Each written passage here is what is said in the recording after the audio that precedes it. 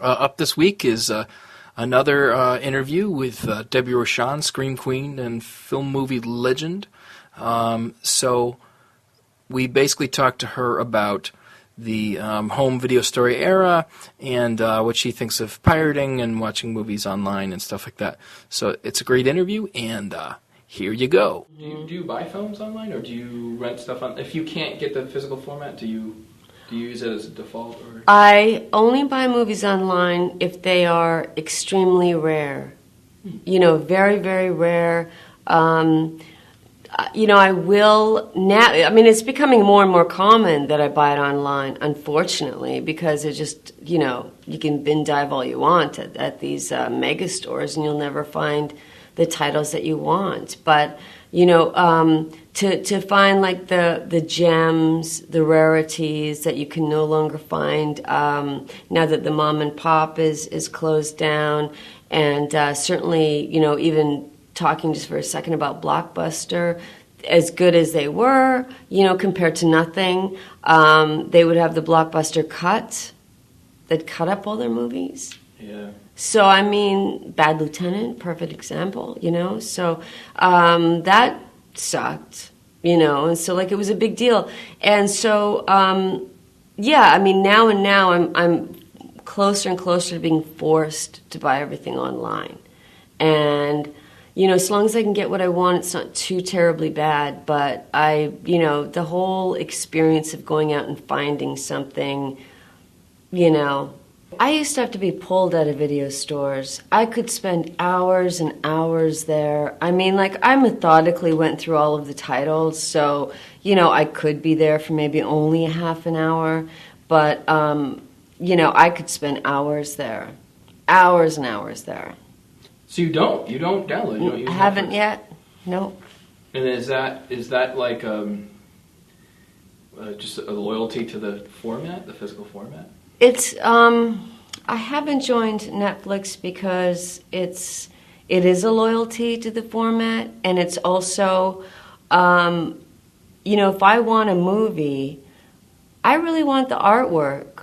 You know, like, even if I downloaded a movie and I'm saying what if, because I haven't done it yet, and I copied a movie, which I'm not supposed to do, then it's just like yet another disc that sits, you know, I have to put on writing what it is, and it sits in like some sort of a, you know, CD case, and it's just not the same. And then, you know, when you're looking at home through my vast collection, which is thousands and thousands of DVDs and Blu-rays, you know, I'm looking at titles. I'm also looking at cases and reading, and, you know, what gets me excited, you know, stuff like that. But I have yet to join the Netflix era. And let me tell you something about Netflix and the indie filmmaker. I don't really know the process because I've never distributed myself, but I can tell you that now the thing is, well, it's been for a while, that filmmakers will say, put it in your queue, and once it reaches a certain number, Netflix will actually buy it. So you could put something in your queue that they don't even have, but say the number is 100 or it's 200 or something. So now you have to, like, request a movie they don't have, prove that it will be rented, and then they will get it. So it's a little game that they play with the indies. Mm. When you were growing up, that inspired you? Yes, B movies, exploitation movies, cult movies, you know, like George Miller's The Road Warrior, the Walter Hill movies like The Warriors. These are the movies that really, really inspired me. And as I was going through, you know, I was studying acting, and I was in theater companies in New York at that point. I had done a couple of movies, like extra work and stuff, before I moved to New York. But then being in a movie for Cinemax called Party Incorporated, which was Marilyn Chambers' like coming out movie, like her first straight movie, tons of nudity. I didn't have to do it in that one, believe it or not. That was just prior to when I started doing it myself. But being in that movie, I met somebody who was in The Toxic Avenger.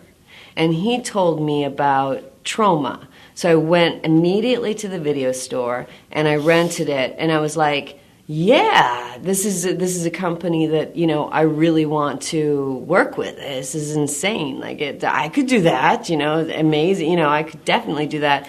So, you know, I mailed in all my stuff to them repeatedly, you know, and then finally, after like maybe a year or so, they called me in the office and I started doing stuff with them, and ultimately did Tromeo and shot it in 95. But yeah, I would say the exploitation and the B movies made it very possible, because I was really going out for, you know, big movies, and I was not necessarily a type that they were casting.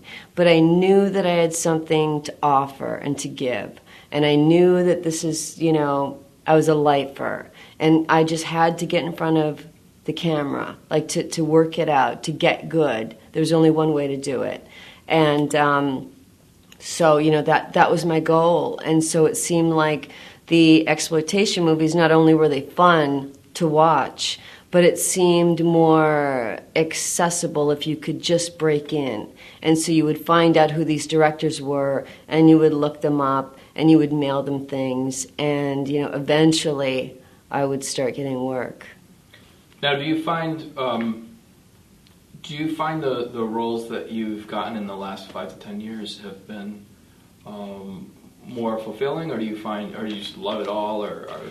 Well, you know, definitely the movies I've done in the last 5 years are a lot more fulfilling, but I'm at a point now where maybe 10 years ago, I hated the stuff that I had done previously. Not so much the trauma stuff, because, you know, I really like the cult movies and the fun movies. And, you know, I never had the opportunity to work with John Waters. And so, you know, this was like, I really loved it. But besides that, yeah, I was looking at these movies and just being like, oh my God, just like absolutely horrible.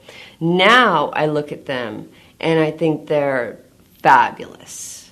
Fabulously bad. And I laugh all the way through. I have a great time. It's almost like a seasonal thing. I'll watch something like Santa Claus every single Christmas because there's not a moment in it that isn't absolutely insane and absurd. And you know, I'm laughing. But with it, and if I was to tell the director, John Russo, that, probably would take offense. But, you know, it's just become like, to me, cult, even though it's not widestream cult. But yeah, I would look at the movies for the longest time as terrible, just absolutely terrible movies. And now I think, looking back, I'm really, really glad that I did them, because they were a stamp of the time. You know, they really were a reflection of the time. So I'm glad that I did them. Do you back in the day of the mom and pop video store era, do you people are kind of mixed on it, like as far as like, was, you know, did Blockbuster just destroy them? A lot of people feel they did, but there are also other factors as well. Mm-hmm. Do you have any feelings about Blockbuster in general, or? Well, it's without a doubt that they put mom and pop out of business. I mean, that's factual. It's not, you know, a conspiracy theory. I mean, they really did. And so then they became, ironically, as opposed to having your movie on cable or VHS and guaranteed to get out somewhere, then it became like, you know, the thing to hope for is that Blockbuster picks you up. You know, and that was a thing that most filmmakers, indies, B filmmakers were really like going for. Will Blockbuster get my movie? Like, I have an in, you know, will it get on the shelf in Blockbuster? And so that was sort of a point where success, you know, and then the whole idea of success would sort of is mutated, and now Netflix is, you know, the big, you know, can I get on Netflix? And it just seems to be degrading down, whereas like when a lot of these people started, I mean, Romeo and Juliet and a couple of movies that I did in the beginning did go theatrical and have midnight runs, and that was amazing, you know, but generally speaking, it was cable. and the mom and pop stores. And then eventually some would end up in Blockbuster. It would depend. Like more of the full moon stuff ended up in Blockbuster, and then Troma was banned from Blockbuster. So it's, you know, they really didn't like anything that was too extreme. Like at first, I don't think they were, they had that sort of like model, but I think ultimately they really became like the family video store. And so then it was harder and harder. You would get things like Clerks in there. You would get like certain indie movies in there that you could go and see, or go and rent, I should say. But yeah, just it really fell off, big time. And do you feel like I heard Lloyd Kaufman, he was talking about how he just felt that in general there was so many, he called, you know, can call them conglomerates. There's these giant media companies, and he felt like, because even though Troma is very successful, they are, like you said, basically banned or barred from Blockbuster. But they also keep his films out of certain stores, right? Mm-hmm. Now, do you think that's not conspiracy, right? I mean, that's pretty. I mean, do you feel like there is a very controlled system that keeps independents out of retail? I think there's a very controlled system that keeps indies and B movies out of what's left of, you know, the rental places, which almost really don't exist anymore. But now you see that has become the Walmart. And again, prior to Netflix, we had the Blockbuster, you know, can I make it into there? That was like, you know, way back in the day, maybe it was drive-in, and then it became, you know, just getting in a store, then it became Blockbuster. But, you know, then it became, you know, just having the movies available for sale in a bin diving situation in a Walmart. And then they, you know, not picking up these films. And so I think it is absolutely not conspiracy. I think it's with Troma is a very special case, because I think Lloyd Kaufman directed movies are cult classics as they're made. They're like immediate cult classics. I think a lot of the pickups would get a lot of complaints from, say, parents and stuff like that. And so I think the companies listening to the parents would just easier not to carry it. Just have more Stallone movies.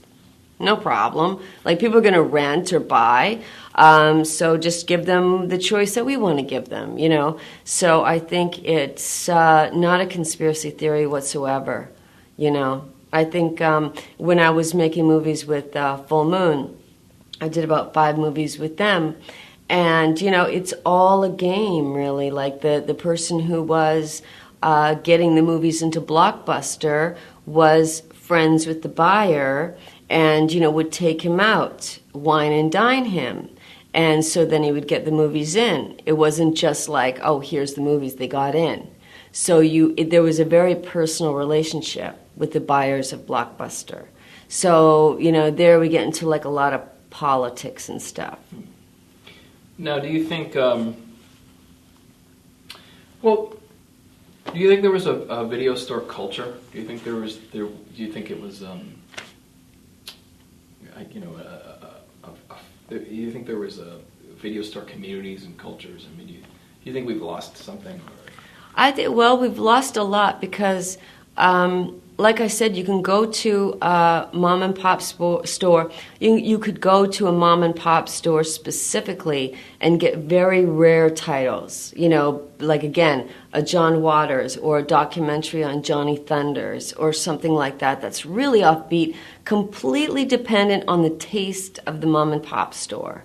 So there was a culture in the sense of, you know, you could get movies that you would literally never be able to see anywhere else. And so with the big companies just feeding you what they want, all of that is gone. And if it were up to them, I mean, all of this stuff would disappear. And so then a lot of things started to happen after that. You know, people couldn't go and get offbeat movies and weird movies and you know, Basket Case and Frankenhooker and, you know, all of these amazing, great titles, and Street Trash and all the classics, Maniac certainly. And then people started selling them online, you know, but then it wasn't really a completely trusted arena. Like, would you want to go to somebody's personal page and trust your credit card information and buy the movies that way? So then, you know, places like Something Weird Video was like established enough where people felt comfortable buying from them, and they would show up at conventions, and they would have an online store where you can get some really strange titles and stuff like that. So it started, the internet helped in that way, and then we get into torrent. Right. Yeah. And how do you feel about torrent? Is it all negative or? It's not all negative. I know it's illegal.